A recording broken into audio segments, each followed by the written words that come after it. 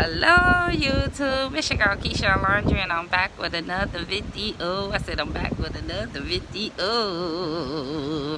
Okay, this is my second time recording this, y'all. I realized my name tag was showing. I was like, let me take my name tag off, okay? So I just sort of stepped out front because it's windy as I don't know what in there. You can hear the flag poles, the flags just a waving. Oh, say, can you see? Don't blow up my dress, please. But yeah, it's extremely windy out here. I came out because the wind whistling through the lobby is a little scary, so I just stepped outside like yeah.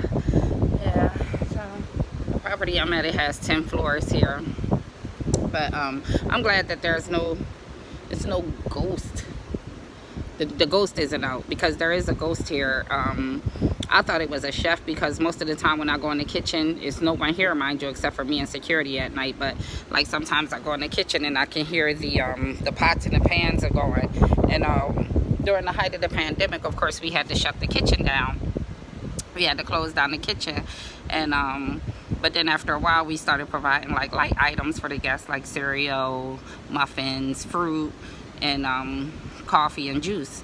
And so since there was no restaurant staff who was nominated to put the items out in the morning, so around 5 o'clock I would have to go back into the kitchen where there's no one back there. It's well lit and everything, but then I would have to go into them cool. I hate going in the freezers. It's just me. I be trying to put the cart, I would try to put the cart in front of the freezer so that I'm not like completely closed in the freezer. I don't know. And I would just always try to have my phone with me.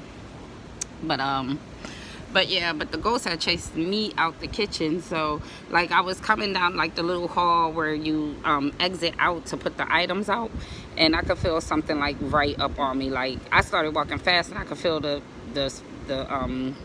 whatever it was, it started walking fast too, until it got like right up on me. When I tell y'all, I pushed this shit out that cart and ran out that kitchen as fast as I could. And I came running out to tell security. He had told me that it had chased my coworker Kayla out the kitchen too. So and then one of the security guards, he said that he do hear like the pots and pans going in the back and stuff. So I honestly thought it was a chef. And then there is a separate restaurant here, and at night sometimes I would just see it standing in the doorway, just staring straight at the desk, like straight at the desk, just staring.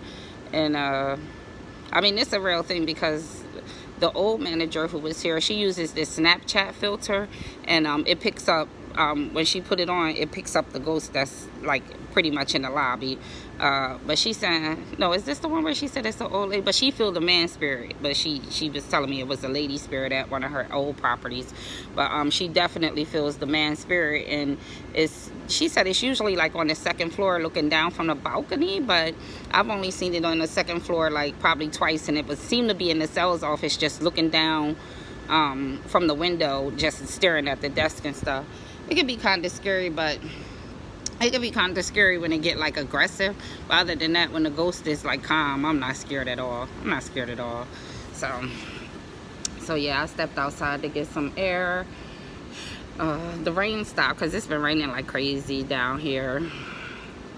Today is Pop birthday, so I'll go to Jamia's house this morning. I'll watch the kids at Jamia's house this morning, and I'll go and I'll start preparing everything for his meal.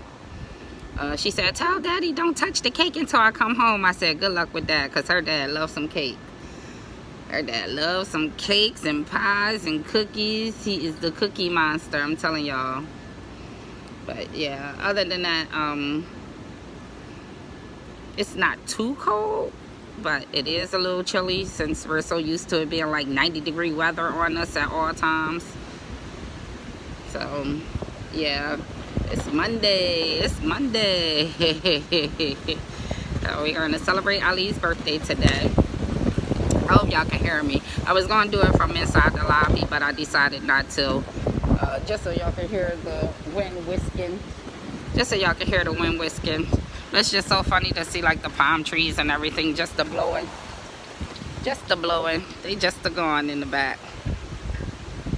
But yeah, me and the kids' dad, we seem to have like a pretty cool relationship. It took a while to evolve to what we're to the point we're at right now. and I was watching like Tamar's little scuffle, or her little dilemma that she was having with her current boyfriend, which is now her ex-boyfriend, and her son's father. Now see, me and Aliwi didn't always get along like this, especially at the beginning of the breakup, but I was willing to be friendly, because I actually, like, when I cut all ties, I cut all ties. The thing is that he was supposed to move to Jacksonville with us, and I had been talking to him about it for years. I've been telling him I wanted to leave Chester. I didn't want to, I just didn't want to be born, raise my kids there, and then die there. It's just something I never wanted to do in that small city. And so he would always tell me that, he was willing to move, but he really wasn't willing to move, because his dad had left him like a duplex and things like that. So he was already well established, and it didn't dawn on me that this man ain't gonna go nowhere. So I made the decision that when I left, that was the end of our relationship, which it was already on the rocks anyway before I left, because I was seeing somebody anyway before we left, and he knew it. Like, we weren't in a relationship like that, but we could have possibly did this thing together. But he allowed me to leave on my own and come to a town where I didn't know anything or anybody. And then he came down about a month later, and he knew people here, and he wouldn't even give me their contact information. Like, I was strong at first, but then when I got here, I started getting scared, and I'm like, hey, can I get such and such number? He was like, heck no, you ain't getting his number, da da da da. And the funny thing is that the person whose phone number I was asking for is my good friend's, well, I'm gonna just say my best friend Saudia's baby dad, her son's father. So she was like, oh, Key, you want his number? And I was just like, no, I can do it on my own. But when you go through stuff like that, men just don't know. Like, I'm the type that I can't erase things like that. It's almost like I feel like he wanted me to fail, but maybe not. I don't know. But anyway, we seem to have a healthy relationship now. I do allow him to stay at the house occasionally. He sleeps in the back room, as you heard Faith say, Pop, sleep in the back room. I was in a relationship with a guy who kind of really didn't like it, but I didn't care, because to me, he had 2 children, and he didn't have a relationship with his children. So I felt like, why would I take parenting advice from a deadbeat father, so to speak, And I would try to encourage him to at least reach out to the daughter, reach out to the son, and he wouldn't. And that just hurt me. He would always use the excuse about the mother, but after children are a certain age, then you cannot use the mother as an excuse anymore. You can bypass the mom and go directly to the child. But anyways, I'm not with him anymore. That's the person I just broke up with. But yeah, I'm just saying that to say that you can be in a spot where the dad can come in, tuck the child in. Like I said, I do allow Ali to stay the night from time to time, especially when the whole family was in the house. Sometimes we have family time, and it's just not fair for us to just like cut it off. And for the sake of our children, it's good for him to be there when he when Aleem and Jamia wake up. It's just good to have the whole family under one roof. However, if I were to meet someone that I was like super serious about, I would definitely respect the boundaries and not allow Ali to stay the night anymore. That's for sure. As y'all know, I'm single again. So yeah, but it definitely can be done. And it kind of was crazy when Tamar was like, I want to be like the white people. Look, I have a very good relationship with my kid's dad. For one, throughout our relationship, we never ever argued about money. Never argued about money. I've always been a hard worker, and then it was times where he was bringing home like $2,000 a week working out labor 413 back home. Y'all know them laborers. Sometimes he would get on a job and he making $25 to $30 an hour, and and sometimes they have him working 710, 712. So his checks was fat, my checks was fat. So we never argued over money. And to this day, we really don't argue over money. Except for when I asked him to buy me something. And then he'd be like, oh, but you got that. Yes, I did. Yes, I did. I feed you and you give me stuff. That's just how it goes. But yeah, I guess I'm just out here rambling on. I did do some laundry yesterday.